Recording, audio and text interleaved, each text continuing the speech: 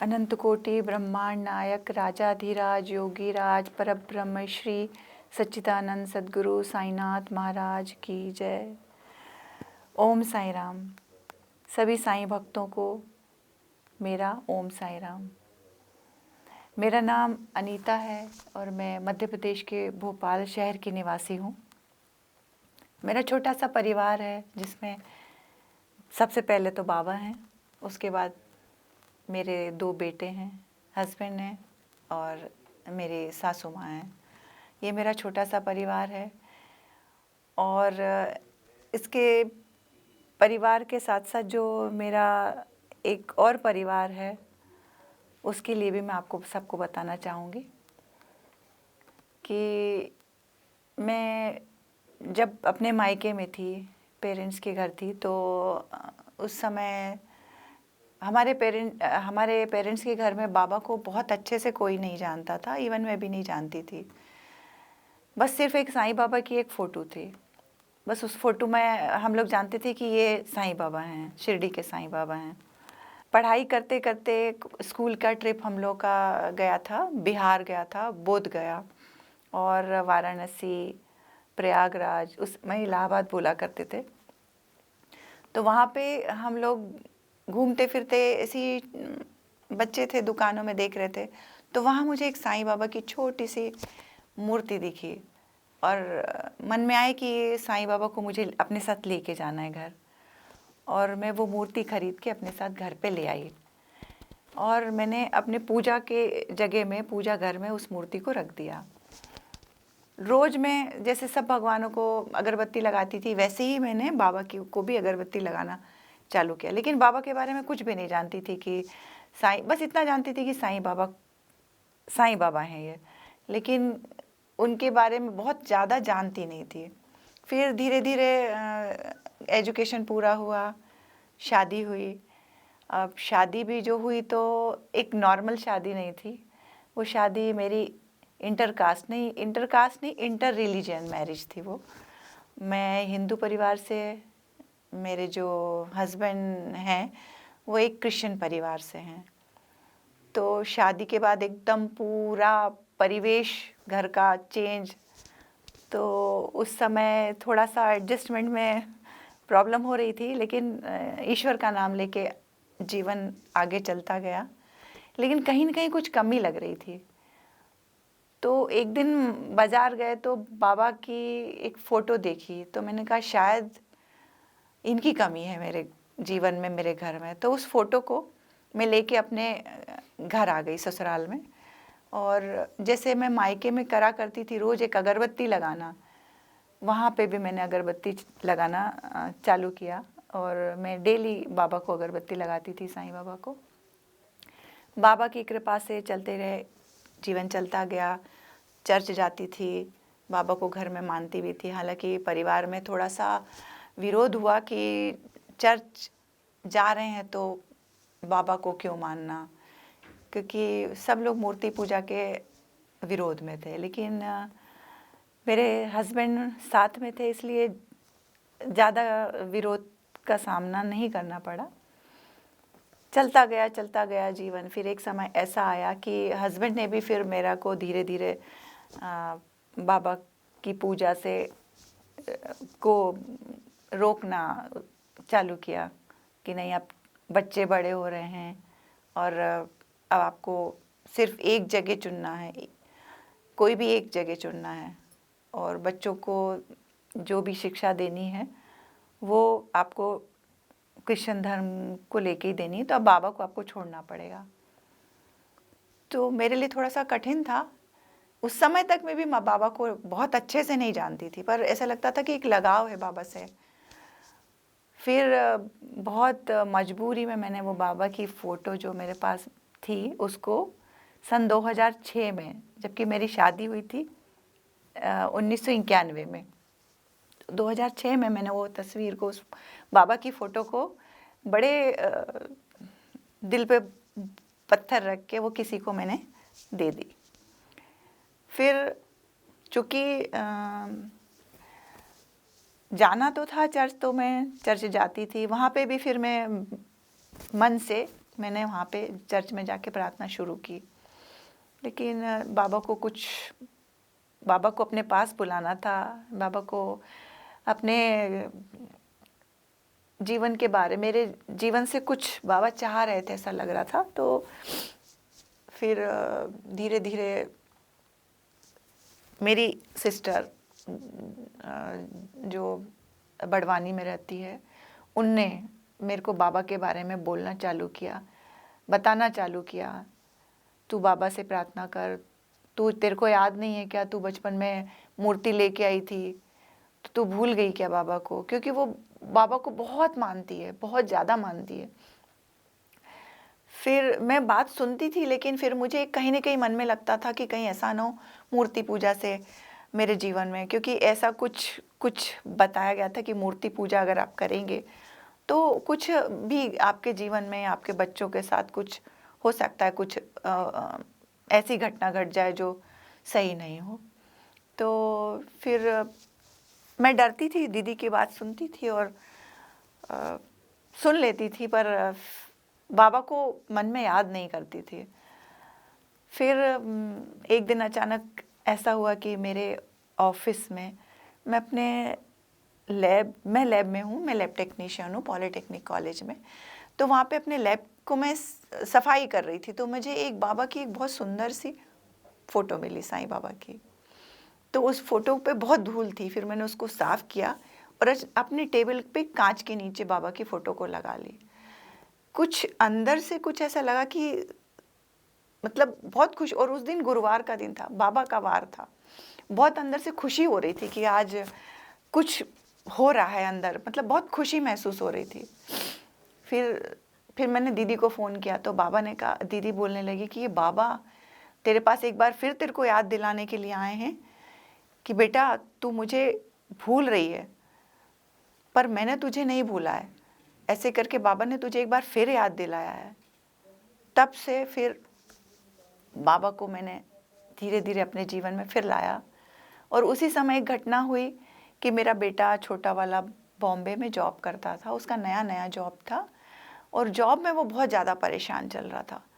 उसने बहुत बाद में मुझसे शेयर की चीज़ कि मम्मा मैं बहुत परेशान हूँ, मुझे ऑफिस में लोग बहुत परेशान कर रहे हैं, मेरे को ये जॉब छोड़ना है और मुझे एक नया जॉब चाहिए, पर इतनी जल्दी जॉब मिलना भी बहुत मुश्किल काम है आज के समय में। फिर मैंने उससे कहा कि बेटा तुम बाबा से प्रार्थना करो, और मैंने भी बाबा से प्रार्थना की। मैंने बाबा से बहुत अंदर से गिड़गिड़ा के बाबा से प्रार्थना की कि बाबा वो बच्चा बहुत परेशान है, क्योंकि उसको रात में 9-9, 10-10, 11-11 बजे तक काम करना पड़ता था और हम सबसे दूर था वो। फिर बाबा से मैंने कहा, बाबा उसकी जैसी जॉब लगती है 1 महीने के अंदर, जैसे ही उसने ज्वाइन किया उसके 1 महीने के अंदर मैं आपके पास आऊँगी, शिरडी आऊँगी बाबा दर्शन करने के लिए। और उस समय बाबा का चमत्कार नहीं, बाबा की कृपा, बाबा की इतनी बड़ी कृपा कि उसकी जॉब लगी। जैसे ही मैंने प्रार्थना की, उसके कुछ ही दिनों बाद उसने मुझे फ़ोन करके बताया कि मम्मी मेरी एक नई जगह, और वो जहाँ वो जॉब करता था उससे दुगने तिगुने सैलरी में उसको फॉरेन में जॉब मिली। ये बाबा की अनंत कृपा है, असीम कृपा थी मेरे ऊपर। और बस जब से मेरी जर्नी बाबा के साथ चालू हुई, एक अटूट मेरे बाबा के साथ मतलब रिश्ता चालू हो गया, और मैं धीरे धीरे बाबा के साथ चलती गई। उसके बाद तो बाबा ने जीवन में इतनी कृपा की है, इतनी कृपा की है कि शायद बता पाना, बहुत कम समय में बता पाना शायद संभव नहीं है, फिर भी बताना चाहूँगी मैं। फिर धीरे धीरे मैं एक समय की बात बताती हूँ आपको। गुरु पूर्णिमा का दिन था, सन मुझे याद नहीं है। गुरु पूर्णिमा के दिन मैं मंदिर गई, बाबा के, साईं बाबा के मंदिर गई। मैं सप्ताह पारायण कर रही थी उस समय, और मेरा वो आखिरी दिन था। मैं बाबा के मंदिर में बैठ के मैंने वो अपना आखिरी अध्याय को पढ़ा, पारायण पूरा किया, और जैसे ही बाबा को मैंने प्रणाम किया, नत हुई बाबा के चरणों में, वैसे ही बाबा ने अपने ऐसा लगा कि कोई मुझे शॉल उड़ा रहा है। बाबा ने अपने हाथों से, जब मैं उठी तो मेरे ऊपर पूरे शरीर पे जैसे किसी को ओढ़ाते हैं वैसे शॉल थी, एक ग्रीन कलर की बहुत सुंदर सी शॉल थी। मैं बाबा की मैं देखने लगी इधर उधर कि कोई थे, तो मंदिर में सिर्फ एक पुजारी थे जो वो खड़े, मैंने उनसे कुछ तरफ देखा तो मुझे मुस्कुराने लगे मेरी तरफ देख के। मैंने उनसे कहा, पंडित जी ये शॉल मुझे किसने ओढ़ाई? तो बोले हाँ तो कोई नहीं है, अब आप सोचो कि किसने ओढ़ाई। तो मैंने कहा बाबा आए थे और बाबा ने अपनी कृपा दी है मेरे को ये। तो बोले बिल्कुल सही है। और बस मैं बाबा की कृपा को आपको किस तरीके से बताऊं, बहुत मन में खूब सारी खुशियां लेके कि गुरु पूर्णिमा के दिन मेरे गुरु ने, मेरे बाबा ने, मेरे ईश्वर ने, मेरे भगवान ने मेरे को इतनी बड़ी कृपा दी है। खूब खुश मन से मैं घर चली गई। फिर मैंने अपनी सिस्टर से ये बोला, अपनी बहन से जो बाबा की बहुत बड़ी भक्त है, उनका दीदी आज ऐसा ऐसा हुआ। तो दीदी ने कहा कि तेरे को इतनी बड़ी कृपा मिली बाबा की और तू वो कृपा को वहीं कैसे छोड़ के चली आई? फिर मैंने कहा क्या करना था मुझे? तो बोले उसको जाओ और लेके आओ। फिर वो मैंने अपने बेटे को भेजा, क्योंकि सुबह मैं बाबा के पास जब मंदिर गई थी तो अपने बेटे के साथ गई थी, तो उसको भेजा। तब वहाँ से वो उन्होंने मुझे वो वापस शॉल बेटे को दी और वो शॉल मैंने अपने पास बहुत अच्छे से बाबा की कृपा को बहुत अच्छे से संभाल के रखा हुआ है। ये मेरे लिए ये अनुभव नहीं है, ये इतनी बड़ी कृपा है और ऐसी कृपा बाबा की बहुत सारी मेरे जीवन में है।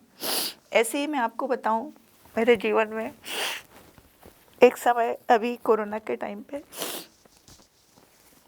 मेरी मदर, मेरे मायके में मेरी मदर को कोरोना हो गया था और भाई का फ़ोन आया था कि ऐसी स्थिति है, अब अगर आपको मिलना है तो आप आ जाओ। उस समय सेकेंड वेव थी कोरोना की और बहुत सब कोई बहुत डर रहे थे। मेरे सब भाई बहन, कोई सिर्फ एक भाई जिनके पास माँ थी, उसने फ़ोन किया और उसने बोला, ऐसा बोला और मैं अपने आप को रोक नहीं पाई। मैंने हस्बैंड से बोला, मैंने कहा मुझे तो माँ से मिलने जाना है, माँ के पास जाना है। तो हस्बैंड नाराज़ हुए, बच्चे भी बोलने लगे माँ जैसे आपकी माँ है, आपको फ़िक्र हो रही है, इतना स्थिति इतनी ख़राब है, हम कैसे आपको छोड़ दें, कैसे जाने दें। मैंने कहा नहीं बेटा, मुझे कुछ नहीं होगा, बाबा है मेरे साथ और मैं जाऊंगी। बाबा का नाम लेकर के मैं गई। अपनी अपनी माँ को मैंने वहाँ से अपने भतीजे के साथ, क्योंकि वहाँ उस जगह पे छोटा शहर है देवास, वहाँ पे ऑक्सीजन नहीं मिल पा रहा था।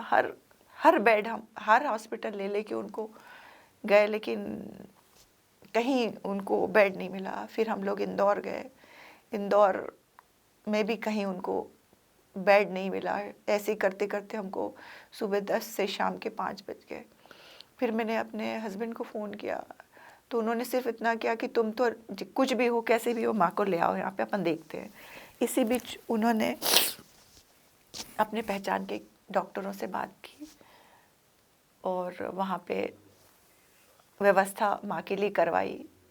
हुआ यूँ कि मेरा भतीजा, मैं माँ को लेके आ रहे थे कार से, रास्ते में कार ख़राब हो गई, कोई गाड़ियाँ नहीं चल रही, कुछ नहीं, कैसे करें।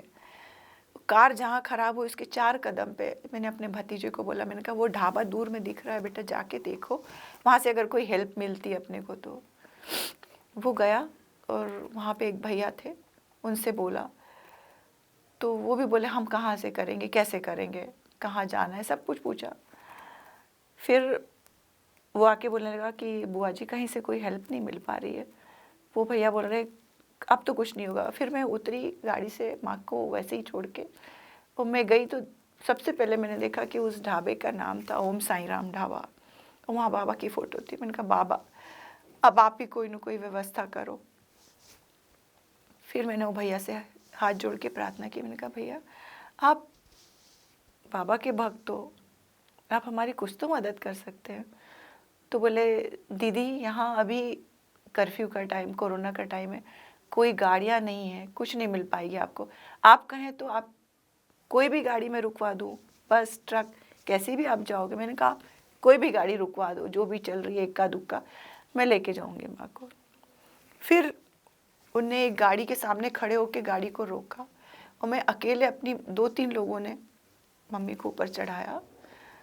बाबा से मैंने प्रार्थना की, क्योंकि किसी को ये नहीं पता था कि माँ को कोरोना है और मैं नहीं चाहती थी कि किसी को उनका इन्फेक्शन लगे। तो मैंने बाबा से प्रार्थना की, मैंने कहा बाबा, जिन्होंने भी हमारी मदद की है, माँ की मदद की है, उनको इस बीमारी से बचाना।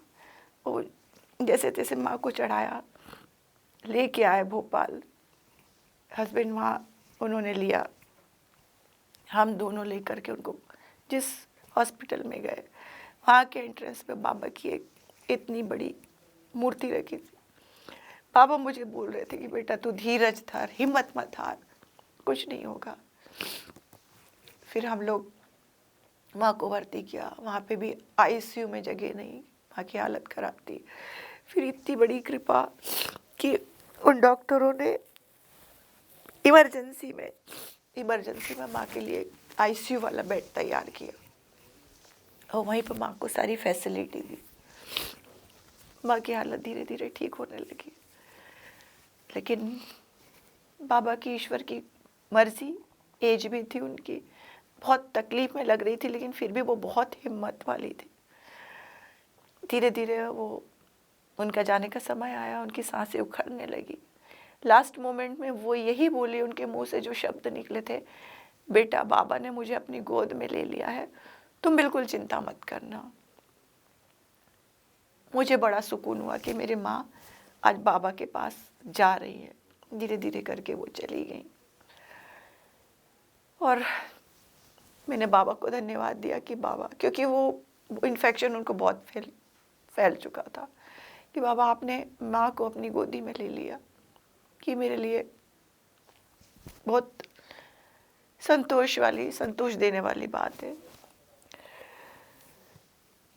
इसके बाद और भी बहुत सारे अनुभव हैं, बहुत सारे बाबा की कृपा है। एक कृपा और मैं बताना चाहूँगी, वही कोरोना काल में मेरे को एक, कहते ना वो दाद, खुजली टाइप की एक पैर में हो गई थी।